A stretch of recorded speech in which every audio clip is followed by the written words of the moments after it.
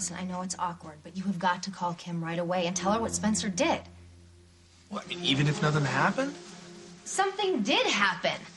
The woman came onto you in a hotel room paid for by WOAK. You two were supposed to be there on assignment. She turned it into something else. It's called sexual harassment in the workplace. Yeah, I know, but I don't know. I just don't want to come off. I don't want to sound like a tattletale. I want to... Oh, okay. Let's just put me in this situation then.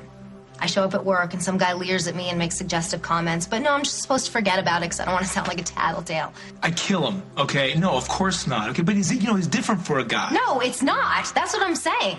Inappropriate behavior goes both ways. And to buy trashy lingerie to seduce a guy you work with, it's just... Unless you enjoyed that part. No, I didn't. I don't want Spencer. I'm a married man. I only want you. Good. Then you need to nip this in the bud now. Seriously, how are you ever going to work with Spencer again when you're always worried she's going to rip her clothes off and throw herself at you? Well, I have to talk to Kim and explain to her why we're not in Chicago like we're supposed to be, so I'll just tell her that I can't work with Spencer anymore. Good. Want me to come with you, back up your story? No, I'm the one that got played, and, it's my mess. I got to fix it. It's not your fault. It's hers. Yeah, well, she's not going to get away with it.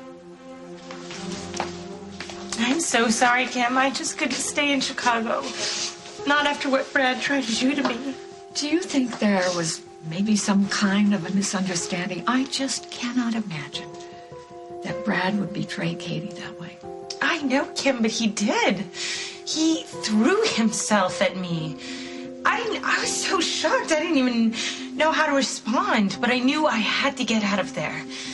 I don't even know how I'm going to go on camera with Brad anymore. I can't trust him. Okay, I really need to understand the circumstances a little better. Neither one of you were drinking, right?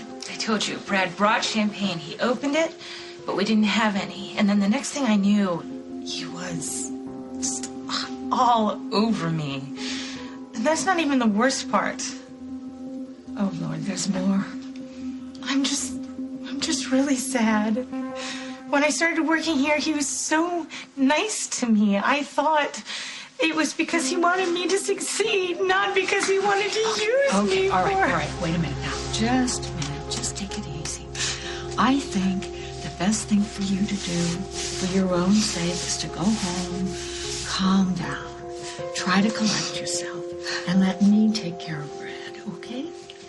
What are you going to do? I'm going to ask him what happened in Chicago. If what you said is true, there are going to be serious consequences. I never wanted this to happen. Right. Do you believe me? Right. Now you just go on home, okay?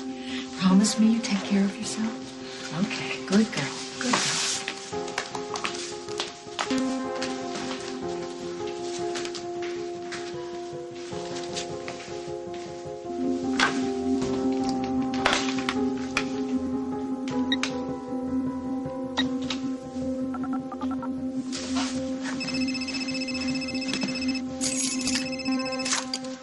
Hello? Brad, it's Kim. We need to talk about what happened between you and Spencer in Chicago. You read my mind. I'll be right there. Good luck. Oh, don't worry. I'm not the one in trouble.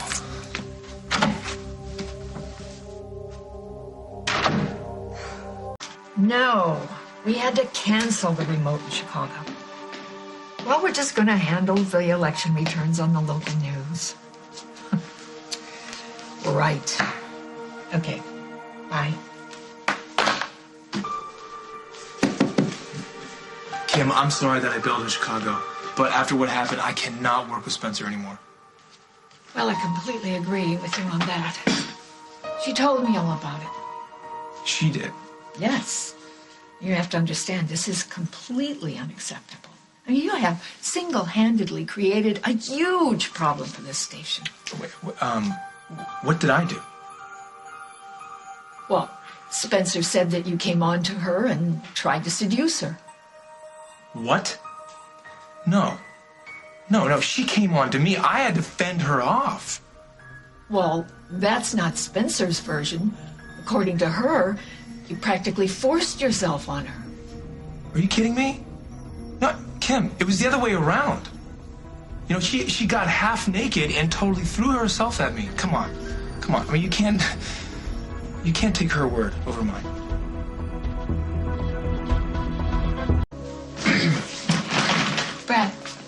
ever since you came to work here, you have been at the center of one crisis after another.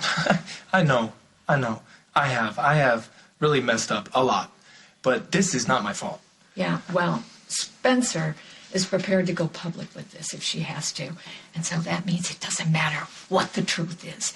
It means that I could be underneath such an enormous lawsuit here at the studio. And I don't have the money for that. We cannot afford that in this economy.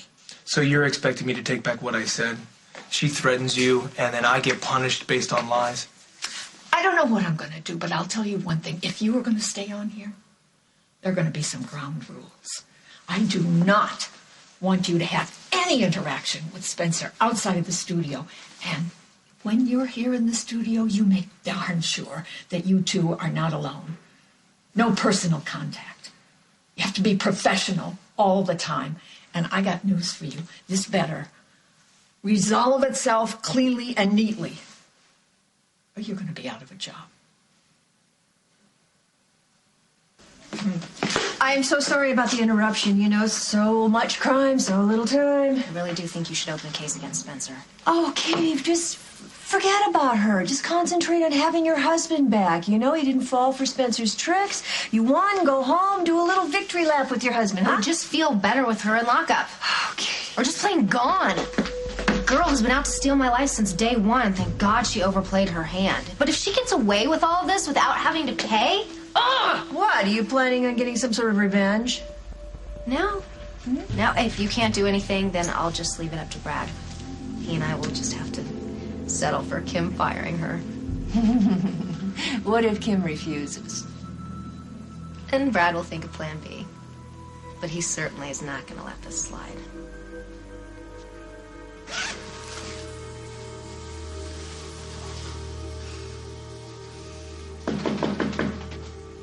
Spencer, I know you're in there.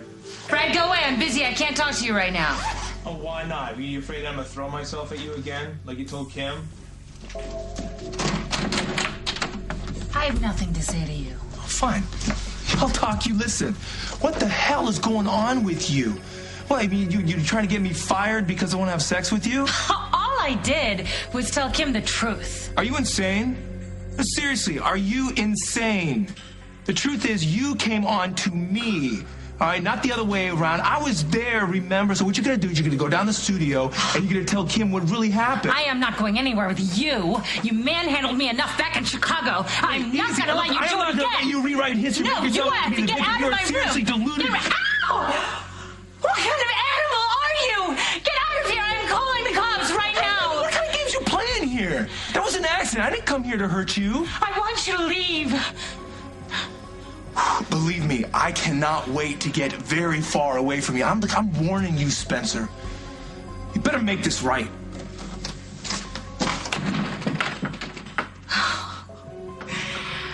Don't worry. I will. All right, I gotta get over to the station. I'm sure now that Brad's gotten Kim up to speed, the Spencer show has been canceled. This is my chance to get her to put Oakdale down back on the air. Hey, good luck with that. Sorry to interrupt, Lieutenant. A call just came in you may want to handle. It's that TV talk show woman, Spencer McKay, line 3. Thanks, Bruce. Put it on speaker. Lieutenant Hughes, how can I help you? Brad Snyder was just here. He forced his way into my room and he attacked me.